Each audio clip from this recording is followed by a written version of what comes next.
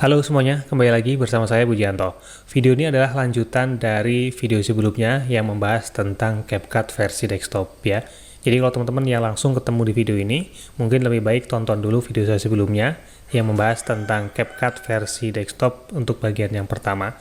Jadi biar nanti lebih nyambung ya, karena di sana saya membahas tentang fitur-fitur utama dari CapCut, dari persiapan sebelum kita masuk ke project. Dan di video ini kita akan belajar khusus untuk keyframe ya, yang ada di CapCut versi desktop. Oke teman-teman, jadi keyframe ini bisa kita gunakan untuk membuat video animasi atau untuk membuat sebuah transisi secara custom ya, di dalam video kita ya.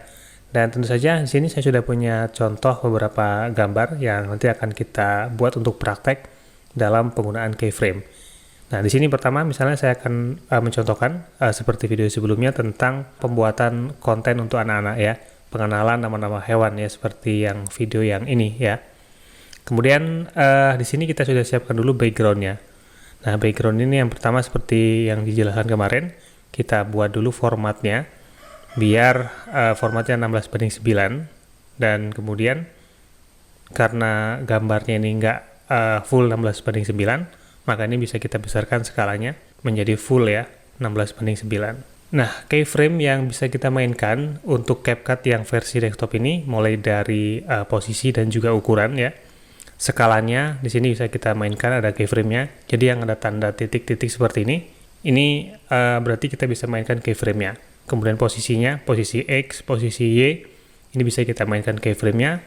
Rotasinya juga bisa. Kemudian di bagian blend ya, opacity, bisa kita mainkan keyframe-nya. Oke teman-teman, yang pertama penggunaan keyframe untuk satu gambar ini ya, gambar untuk di background, ini bisa kita gerakan ya. Ini bisa juga digunakan untuk membuat animasi seperti konten-konten berita ya. Jadi ada posisi ngezoom, jadi dari posisi gambar ya yang diam seperti ini, bisa kita buat menjadi lebih hidup ya dengan memberikan animasi dengan memanfaatkan keyframe.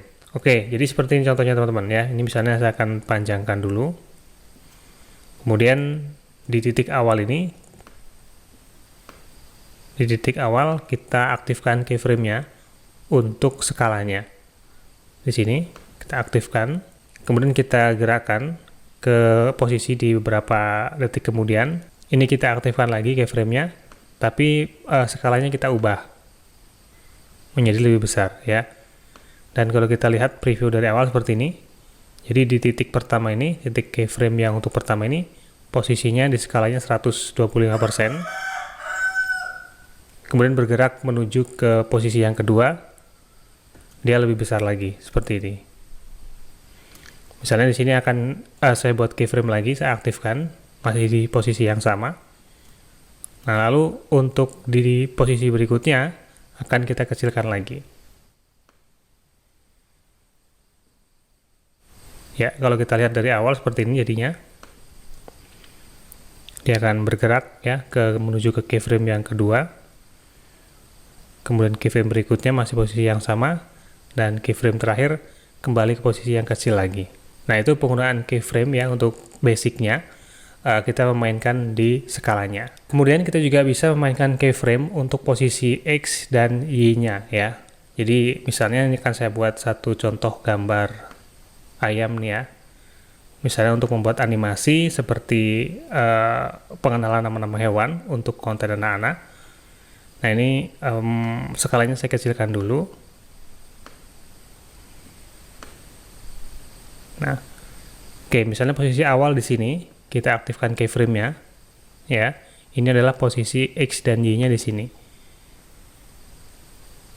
Nah, kemudian di bagian yang kedua, keyframe yang kedua, kita ubah posisinya, aktifkan keyframe, kemudian ini kita geser. Ya, jadi di sini sudah berubah, posisi X dan posisi Y-nya sudah berubah. Kalau kita atas bawah ini posisi Y ya. Kalau untuk kiri kanannya, horizontalnya, ini posisi X. Nah, sekarang kita coba mainkan dari awal ya. Jadi di keyframe pertama, menuju ke keyframe yang kedua. Oke, itu untuk memainkan keyframe posisi X dan juga posisi Y. Nah, lalu berikutnya juga bisa kita mainkan keyframe untuk rotasinya ya. Jadi misalnya di sini kita buat aktifkan keyframe-nya untuk rotasi. Posisinya di min 31 ya, atau segini lah ya, nggak terlalu besar, jadi min 6 derajat. Lalu geser yang kedua, kita aktifkan lagi keyframe-nya, dibuat ke posisi 5 derajat, kita geser lagi, aktifkan keyframe-nya, kita buat menjadi 0 lagi, 0 derajat ya. Nah, kalau kita mainkan jadi seperti itu ya.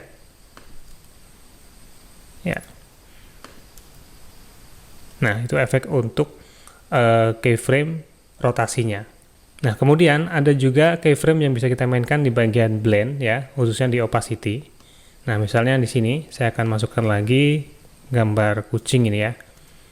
Nah, jadi posisi awal kita aktifkan keyframe di bagian opacity.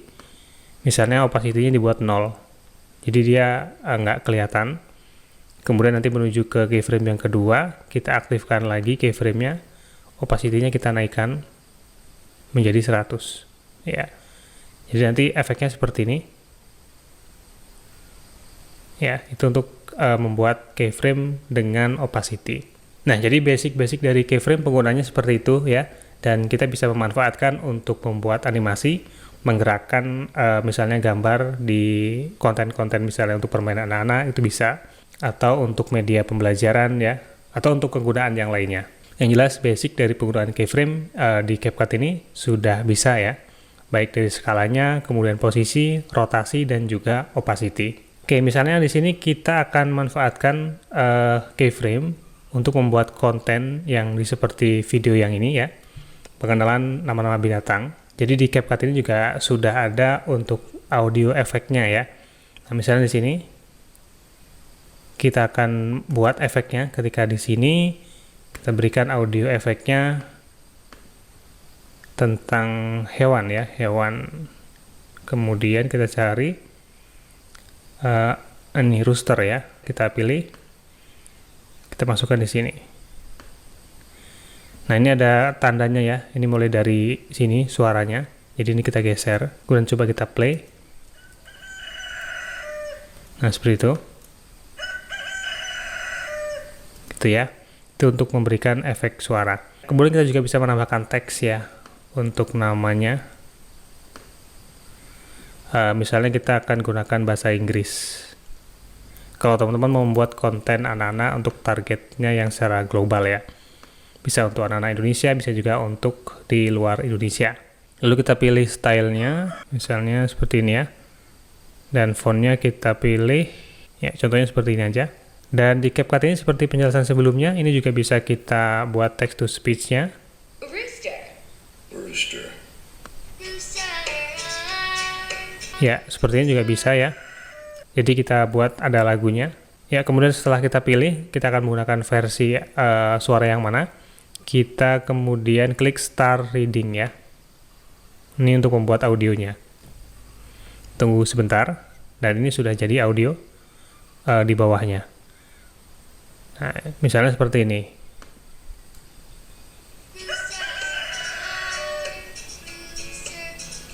Nah, ini bisa kita geser dari awal.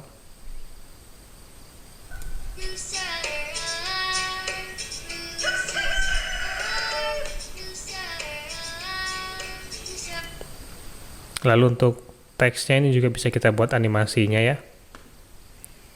Misalnya kita akan buat di loop di sini. Speednya kita kurangi, kita panjangkan ya. Jadi speed ini kalau semakin dipanjangkan, durasinya berarti gerakannya semakin pelan gitu. Kalau speednya dikurangi, dia lebih cepat lagi pergerakan animasinya. Nah, jadi begitu ya teman-teman ya untuk penggunaan keyframe dan juga beberapa fitur tambahan lainnya. Kalau teman-teman mau memanfaatkan CapCut yang versi desktop ini untuk membuat konten anak-anak ya. Atau bisa juga digunakan untuk pembuatan konten yang lainnya. Yang jelas basic penggunaan keyframe-nya sudah paham dulu. Oke, semoga bermanfaat ya. Terima kasih sudah menonton sampai di sini dan sampai jumpa di video saya selanjutnya.